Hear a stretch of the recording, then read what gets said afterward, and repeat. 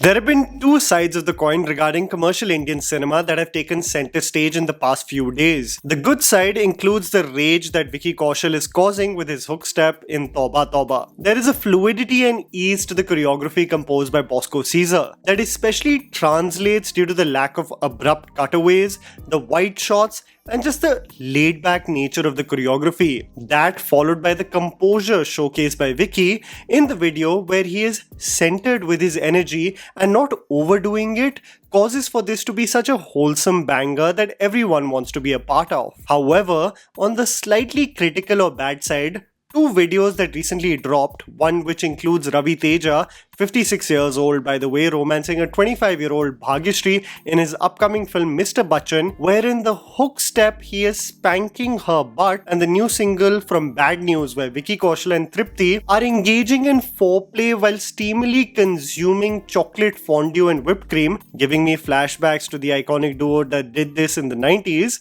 made me think about something, and that is whether women in India have to cater to the male gaze in order to make it big in commercial cinema. I just realized in the edit I keep on saying male gaze, male gaze, male gaze. Male gaze manje ghurna, okay? To stare. So keep your potty minds out of this, okay?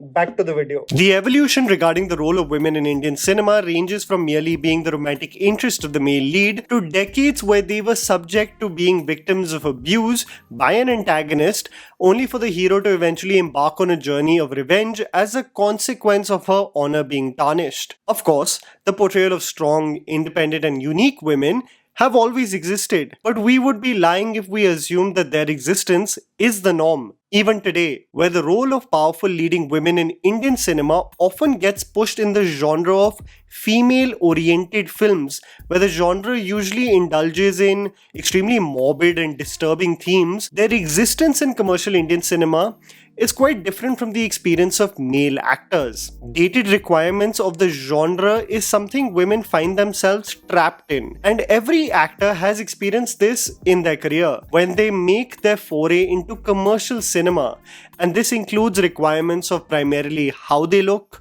how old they are, and how they carry themselves on screen. The trappings exclusive to them, not men. I'll explain more. India is one of the only countries where we categorize actors as character actors, almost as a diss to the profession. The irony being that this is essentially the role of the profession, to portray a variety of characters, so much so that the audience momentarily forgets the person who is portraying it and how they are off camera. You can think of actors like Nawazuddin Siddiqui, Manoj Bajpayee, or Vijay Varma and Jaideep Ahlawat, most recently, who often get boxed here. The segregation of the character actors and stars is very clear in India. The star bears the financial burden of the project, so his persona off camera, which is essentially larger than life, should also have hints of it in the fictional character they are portraying. The trappings that never really allow them to surrender in films, whereas the character actor and their films don't have a preconceived expectation from the audience, allowing them to have fluidity for the type of roles they play. However, with these stars, age and how they look is never a topic of concern. A Shah Rukh Khan at 58 can be a physically agile raw agent. A Rajnikant can break the bones of goons in Jailer with ease at 73. And Ajit can do somersaults in Tunnevu while sporting his greys at 53. They are almost immortal. But what is the predicament women find themselves in? Is the theatre-going audience, being predominantly male, a contributing factor to the limited shelf life of women in commercial cinema? Are these so-called prime years the period in which they have to take up the most glamorous roles in order to cater to the male gaze? Roles that are shallow in nature but get maximum eyeballs.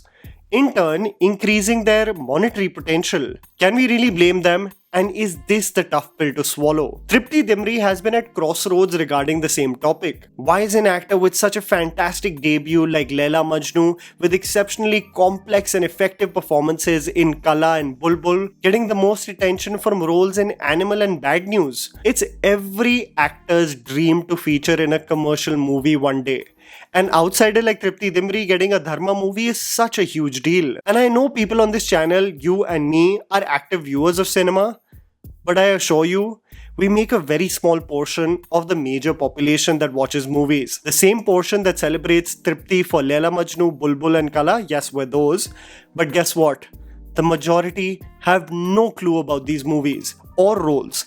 So if becoming Bhabhi 2 in Animal gives Tripti more commercial opportunities, more power to her. Who are we to gatekeep her for indie films and not let her venture into cinema that guarantees more commercial success? The only issue, however, that I want to discuss with this video is, does this journey of every woman being the it girl, the bona fide female lead in movies, the roles that make the cash registers ring at the box office, always have to be catered to the male gaze? There is, I think, a dated template of what makes a YRF or Dharma heroine that has become so systemic, so deeply entrenched in actors' subconscious and us as viewers that we can't look away from a set pattern. Let me explain. Think of an actor like Kareena Kapoor.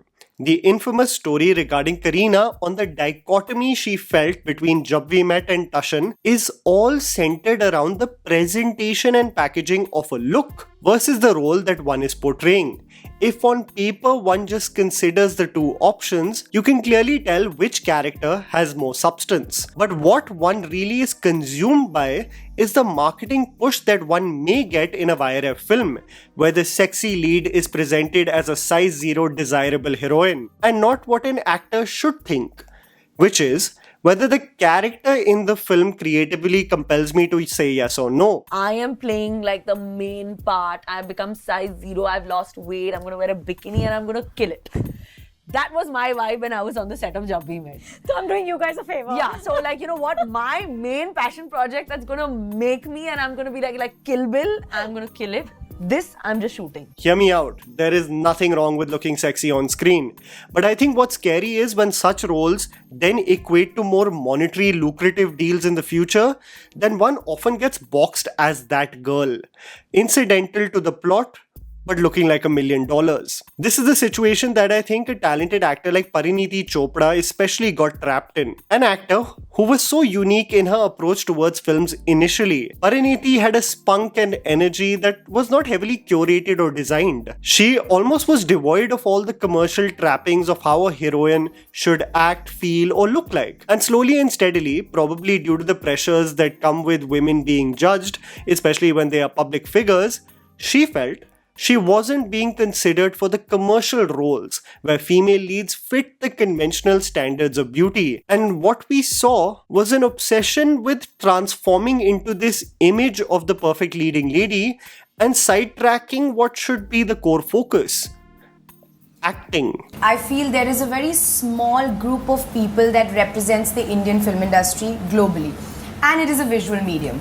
I don't think it's as superficial as you need to have a hot body and acting doesn't matter. But I do feel that you need to present yourself in a way that inspires people, for sure. Again, I say this, there's no harm in looking sexy on camera, on covers, on these commercial projects. I'm all for diversifying your content. But what I am also saying is that the lucrative deals one gets because of these opportunities are so alluring, you can almost get stuck in it, forgetting also in the process why you started. This is one of the main reasons why Yami Gautam says that she hasn't really got the commercial backing, even after spending more than a decade in the industry. A result she alludes to saying no to commercial roles because they just lack substance. Work is actually with the writers and the directors and the producer. All the other things will come and go. Yeah. They can be just look nice, glitzy and glossy for some time. But if you're trying to leave a legacy here, it's your films. If you just look at the case of item songs, its history and its existence even today, something that we seem to just not get rid of. Its entire purpose is to cater to the male gaze, and what happens in turn is a huge slate of opportunities and marketing exposure that leads to crazy lucrative deals that many people don't consider or take into account. The rage Lara Datta became with Aisa Jadoo Dala Re, Isha Kopikar in Khallas, Malaika Arora in Munni Badnaam, Aishwarya Rai in Kajrare, Katrina in Sheila Ki Jawani, and Chikni Chameli, Kareena in Fevicol Se. Were these songs regressive in context to the women being mere objects of desire? Yes. Were they absolute chartbusters? Yes. Did they give the necessary commercial push to these actresses? Maybe. I mean, who am I kidding? Just look at the exposure and marketing push that Samantha got with O Antava. The push that Tamanna got with her song in Jailer. The marketing push someone like Noora Fatihi has got with the several music videos she features in. All cater towards the male gaze by laying prime focus on the female body. Is this just the harsh reality that we have to deal with the beast that is commercial cinema? A medium inherently sexist, catered towards mostly men, where women more or less are incidental to the plot but have to fit the conventional standards of beauty. Can I really blame Tripti for wasting food as she gets cozy with Vicky in a very tackily made raunchy music video? Can I really blame Srilila for dancing with actors more than double her age in Telugu cinema? Can I really blame Bhagyashree in her debut Telugu project having back pockets only to be spanked as the hook step? Or is this just the beast? Me and you can call it out and criticize it, and eventually concede to it probably never changing. What would you rather do? Be the indie artist doing compelling work with little to no monetary spike in opportunities, hoping and praying that one day the industry changes? Or take up the regressive item song or inconsequential role in a big commercial movie, opening the floodgates for you to buy that swanky Juhu apartment and that swanky Defender you always wanted? I think we know what's ideal and what's real life. And that was a video, guys. Write down in the comments below what you think about this predicament that many heroines find themselves in. Please don't forget to follow me on Instagram. The handle's right in front of you. Follow me at JammyPants4. Also, please support us by smashing the like button and subscribing to our channel for weekly content ahead. Thank you for watching.